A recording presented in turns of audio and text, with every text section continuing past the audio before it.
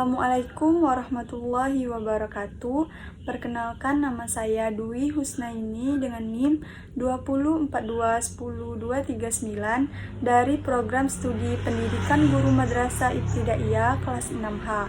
Di sini saya akan menjelaskan materi tentang Edupreneurship dengan dosen pengampu Ibu Fitri Nauli Siagian MPD. Edupreneurship dan entrepreneurship keduanya berfokus pada pengembangan dan penerapan ide kreatif dalam konteks bisnis, tetapi dengan fokus yang sedikit berbeda.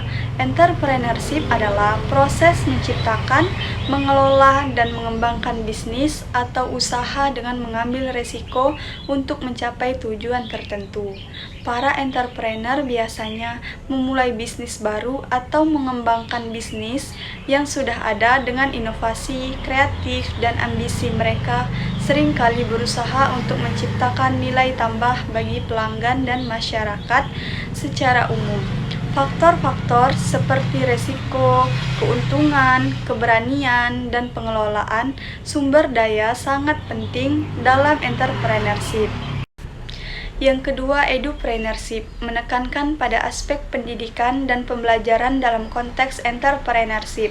Ini melibatkan penggunaan strategi entrepreneurship dalam mengembangkan pendidikan dan memfasilitasi pembelajaran yang inovatif dan berorientasi pada pengembangan keterampilan kewirausahaan. Edupreneur seringkali berfokus pada pengembangan kurikulum yang relevan dengan dunia bisnis, menciptakan lingkungan belajar yang mendorong kreativitas dan inovasi, serta memfasilitasi keterlambatan siswa atau peserta didik dalam proyek-proyek entrepreneurship. Perspektif edupreneurship mengakui pentingnya mengintegrasikan keterampilan kewirausahaan dalam pendidikan untuk membekali generasi mendatang dengan keterampilan yang diperlukan untuk sukses dalam dunia bisnis yang terus berubah.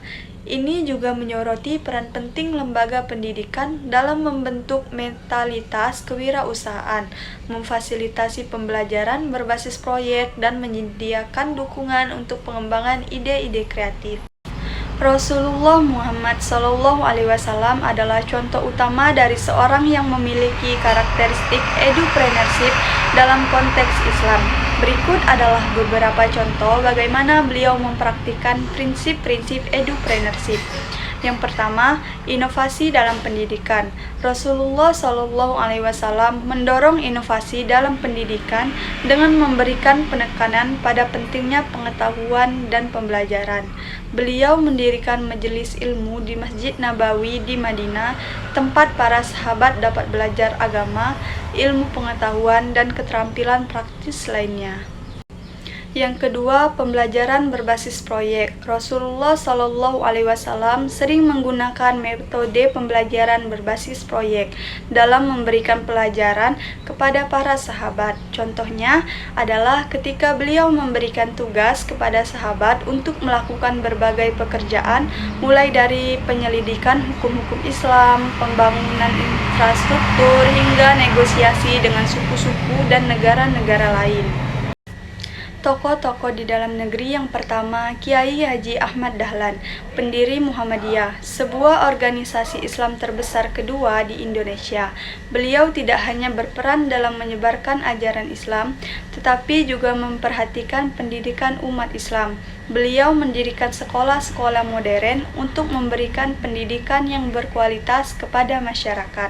Yang kedua, Profesor Dr. Quraish Shihab, seorang ulama, cendekiawan, dan mantan Menteri Agama Republik Indonesia yang juga dikenal sebagai pendiri Pondok Pesantren Tahfiz Quran dan Universitas Al-Azhar Indonesia. Beliau berkontribusi besar dalam pengembangan pendidikan Islam dan pemahaman agama yang kontekstual. Selanjutnya, tokoh-tokoh di luar negeri. Yang pertama, Dr. Muhammad Yunus, seorang ekonom Bangladesh yang dikenal sebagai pendiri Grameen Bank, institut keuangan mikro pertama di dunia yang memberikan pinjaman kepada kaum miskin tanpa jaminan.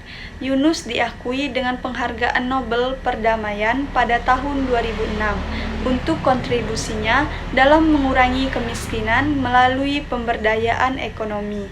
Yang kedua, Syekh Hamad bin Khalifa Al Thani, mantan Emir Qatar yang mendirikan Qatar Foundation pada tahun 1995. Qatar Foundation memiliki fokus kuat pada pengembangan pendidikan dan riset ilmiah di Qatar dan di seluruh dunia. Melalui inisiatif ini, beliau berperan dalam menciptakan peluang pendidikan dan penelitian bagi generasi mendatang.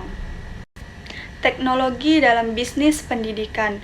Adapun peranan teknologi di dalam dunia pendidikan yaitu menggantikan peran manusia, yaitu dengan melakukan kegiatan otomasi suatu tugas atau proses, memperkuat peran manusia yaitu menyajikan informasi, tugas atau proses, melakukan restrukturisasi atau melakukan perubahan-perubahan terhadap suatu tugas atau proses.